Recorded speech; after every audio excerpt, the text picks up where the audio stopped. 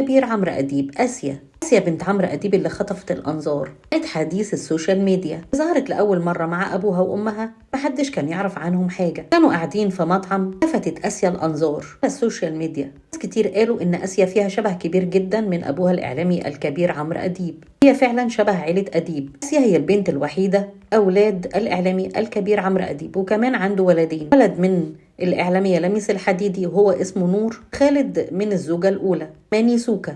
رغم ان عمرو اديب دايم الظهور في برنامج الحكايه، الا انه قدر يحافظ على خصوصيته. بنته اسيا اللي ظهرت مفاجاه، قدر يحافظ على خصوصيه الزيجه دي، قدر ان هو يتجوز في السر غير ما حد يعرف ولا معلومه واحده عن بنته اسيا اللي عمرها دلوقتي 12 سنه، وفي مرحله انتقال من الطفولة إلى المراهقة إلى الشباب. هي بتدرس دلوقتي في المرحلة الإعدادية ومركزة جدا في دراستها بعيدا عن الأضواء والاستوديوهات، رغم إن والدها الإعلامي الكبير عمرو أديب وهو أحد أعمدة الإعلام في مصر والوطن العربي. بنت آسيا طلعت ذكية جدا، قالت في حب والدها حب الأب هو الأمان الحقيقي لأي بنت.